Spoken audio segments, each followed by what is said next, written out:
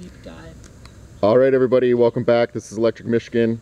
Today we've got Jonathan, aka JCS, here with his Sondors Metacycle, and take it away. Hey, this is the Metacycle.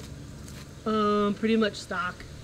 The only thing I've changed so far is to put bigger fenders on the front and rear.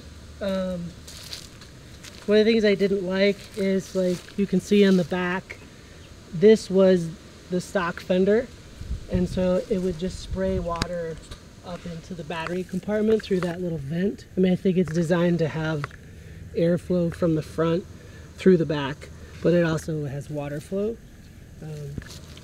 So the front fender stock was about the same as the rear, kind of here to here, and so this like front vent would just get caked with mud and water.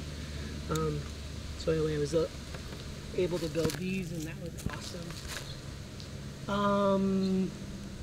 What was it? I think it was like supposed to be an 80-mile range or something, and I think I can rely on, like, I think I could probably chance it like 50 miles at like 30 miles an hour. But I live out in the country, so most of my driving is like 45 to 50 miles an hour to keep up with traffic over hills, and so I would expect more like 30, and that would be like red to red. I was surprised, like, to go from the red line up to full charge is about 3 hours on the stock charger, which is just a 110 plug-in. So that's not too bad. I mean, for the way I use it, I just kind of bring it up to the bar below full and then take it back down to like the second to the last bar, and then I can just set a timer on my phone to bring it up to like 2 hours worth of charge. Top speed is probably, well, it goes 70 according to the console, which I did recalibrate. So one of the things is that it came from the factory with like the wheel diameter kind of a little bit like fudged, you could say. So where like it gave you a better range, but you were actually going slower. So anyway, it does go 70, but it's not like, I mean, you have to wait for it to get there. And it feels stable though, I'll give it that. It's a small bike and there's not a lot of weight up top. It's like a lot of weight back in the hub, but I don't like to go that fast just because it feels too exposed for me personally, but it'll do it. And it doesn't feel squirrely or out of control the way that some other bikes can. One thing I'm not very keen on is key fob. So this is like not the factory key fob.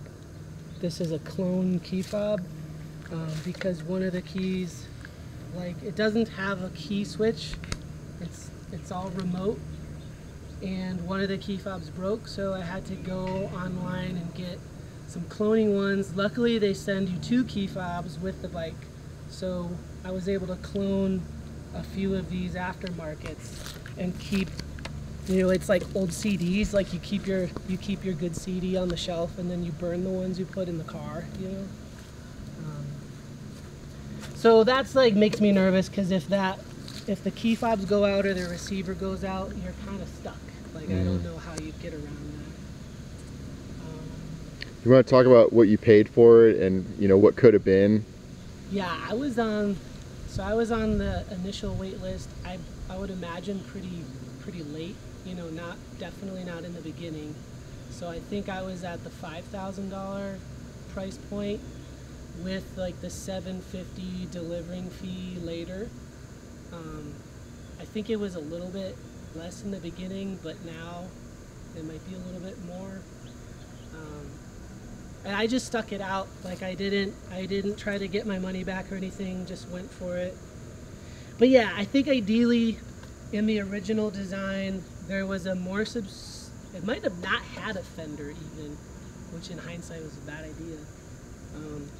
The battery component was supposed to be able to come out to take inside to charge, like toolless, which is not the case. I mean, you can take it out, but it takes some Allen keys and stuff like that. I think it said it was supposed to have an 80-mile range, like at 50 miles an hour, which is not what it does. What else? This like open space, I think theoretically is supposed to be for like a module, like you can have like an extra battery module or a storage compartment module, or they're even talking about like a secondary level charging module. I don't think that that's happening as far as I know. Do you think anything's going to happen, or do you think Sondors is just done? No, I think, yeah. So do you think this is a collector's item at this point, since there's only maybe less than a couple thousand? Or do you think this is so. okay? I don't know. I mean, I think it looks cool. It's got I like the frame. It rides really well, and it's quiet. It's like fun for me. But yeah, I think I'm gonna hold on to it because I'm assuming that as the industry like keeps going, there's going to be more and more aftermarket parts to be able to fix these things. But for right now, yeah, I think if it breaks, it's pretty much like find a storage spot, you know, and wait. Because from what I've read and heard, like, there's no response from Sondors on anything. But it's fun for now. It seems to break well. It's quiet. I would definitely recommend trying to figure out how to get some better fenders on there. I think there's some other aftermarket plastic ones you can put on just to keep the water and the dirt out of the battery compartment. Mm-hmm. Can you talk about some of the stuff that they didn't really need to add that is too fancy? Oh yeah, like the key fob thing. As you know, in my opinion, like yeah, a key switch would have been great. Just skip the key fob crap.